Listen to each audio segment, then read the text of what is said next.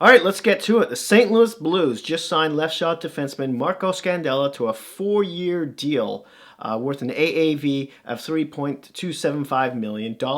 Not bad at all. Now, he just turned 30 in February, and if you don't know much about him, he's 6'3", 212 pounds, doesn't really put up many points, but is a bruiser. Okay, he's a depth defensive defenseman who on the right team could put up positive numbers in a plus-minus category. Now, he's played for 3 teams this year, including Buffalo and Montreal, the team who traded him to the Blues in the first place, to which whom will have to cough up a 4th rounder to the Canadiens because of the signing. Now, the big issue with this is, where's the money for Pietrangelo, their stud right shot defenseman? Now, according to Cap Friendly, their projected cap hit for next season is over $78.5 million. Now, let's just say the cap is $84 million, which may not even rise to that. Although I know they projected it to be between 84 and 88 before COVID-19. You know, maybe it stays stale. Maybe it only goes up $1 million. Who knows? But if it goes up to 84, the Blues have just over $5.5 million to sign him with. And don't forget they have a few RFAs kicking around. One of them being Vince Dunn, who's also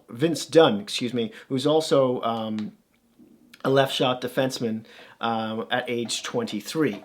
Pietrangelo being a right shot. So, what are the Blues going to do, St. Louis fans? I would really love to hear what you think in the comments section down below. Do you think they're just going to let this guy walk? Or do they try and move some contracts around? Maybe the likes of Alexander Steen, who might be the most likely. I need a glass of water. Sorry. Or a drink of water. Ugh. I almost swallowed my tongue there for a second. My eyes are all watery. So Alex Steen is making just over $5 million a year. There's Tyler Bozak, who's making $5 million a year. Now, both of them only have 1 more year left on their contract. So maybe they tried to move one or both of those players. I could see Steen being much more realistic. And I don't know like how they're going to finagle this. I mean, maybe Pietrangelo signs a 1-year sweetheart deal around $6 million, and then tries to hit a home run the next season, perhaps when the St. Louis Blues have more cap space.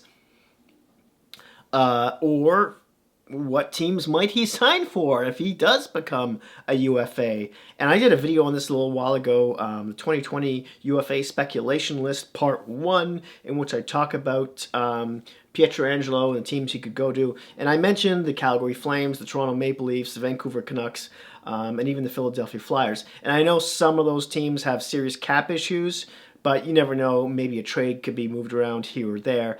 Otherwise, I might even add to that the Colorado Avalanche. They're a contender, but yeah, they could move some players around. They definitely have space for him to sign him. I mean, he's probably looking at around, give or take, an $8 million contract.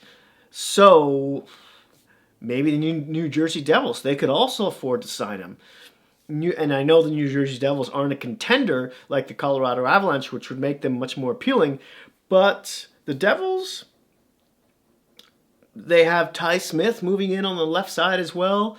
They could bump Connor Carrick right off there and then just push everyone down else the lineup, including PK Subban and Severson. So, you know, with a couple of extra savvy moves by Fitzgerald or GM, interim anyways, maybe they surprise everyone like everyone thought they might do this year and next year, but with a stud #1 right shot defenseman in Pietrangelo. So anyways, I would love to hear what you think about this whole ordeal, what the Blues are going to do down in the comment section down below.